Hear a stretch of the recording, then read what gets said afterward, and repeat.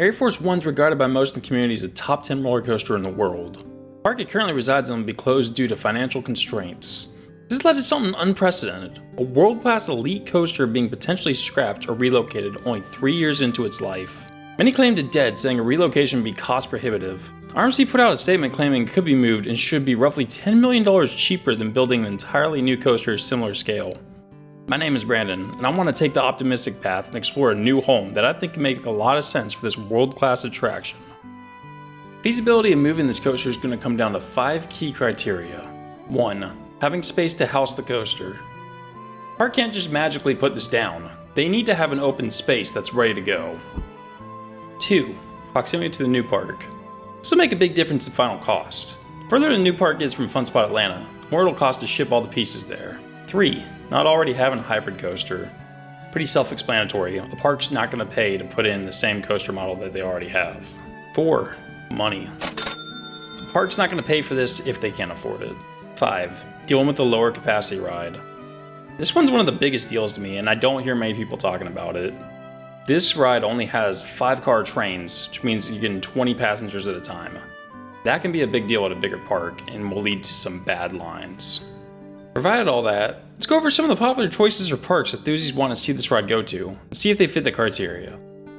If you're enjoying this video so far, please consider subscribing and leaving a like. We're trying to hit 1,000 subscribers before the end of the summer. Your help would be greatly appreciated. These are 8 of the parks that seem to be circulating the most. If you have any you'd like to add, feel free to comment them below.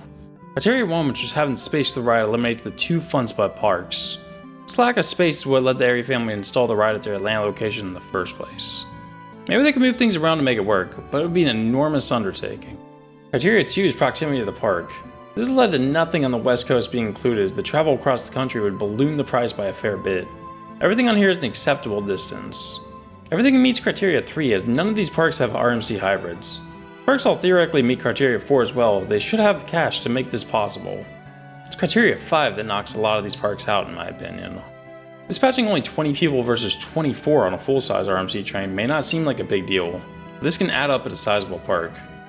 Rides like Wildcat's Revenge mitigate the capacity issue by offering 3 train ops and an unload station, but ArieForce One has neither of these things. I think it'd be very likely that the larger parks would prefer a newer model with maximum capacity. The ride would likely be too popular to handle the smaller capacity of some of these larger parks. That leaves us 3 parks that could feasibly consider adding this attraction. I particularly like it as a fit for Holiday World out of this group. None of these are my choice, however, as I'd prefer to keep this coaster close to home.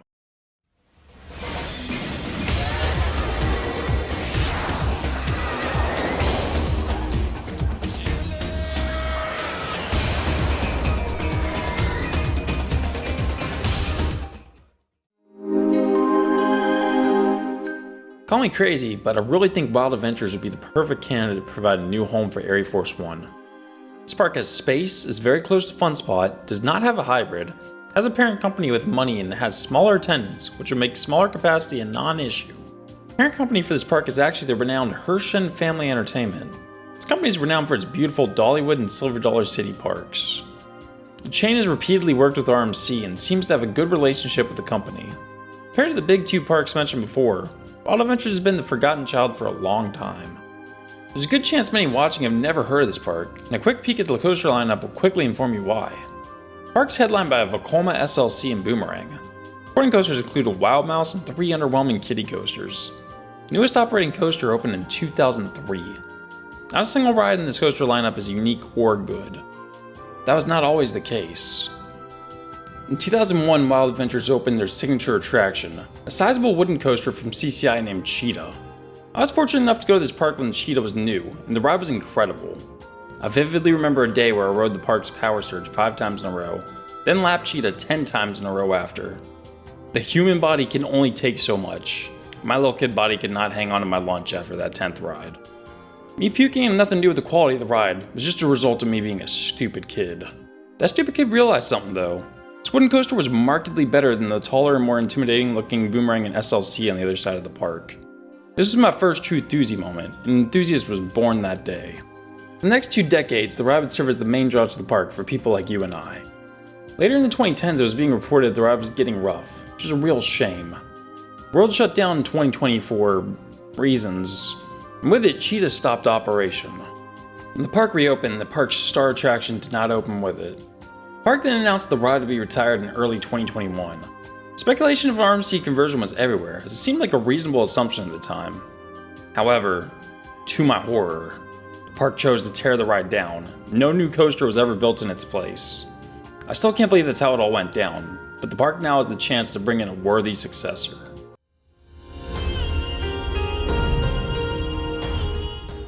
Circling back to the subject of the video, ArieForce One would be the perfect coaster to fill that thrilling feline-sized hole left by Cheetah.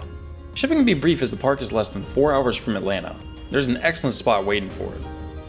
Feast your eyes on this large, juicy, flat plot of land. It appears this was used as part of the safari area in the past, as can be seen in this image from March 23, 2003. Train routed through this area at the time, but everything's been moved out of the area for the last 20 years. New train route looks like this, with the end located here within the current park. This is what this piece of land would look like with ArieForce One put down as is. The craziest part about this is the elevated arcade roll section lines up perfectly with where the road is.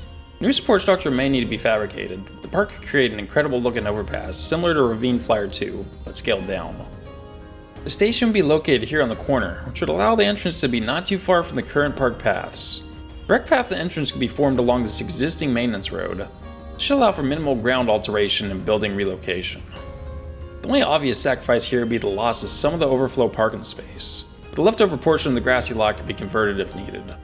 I'd also like to point out how awesome it is when coasters sprawl close to parking areas.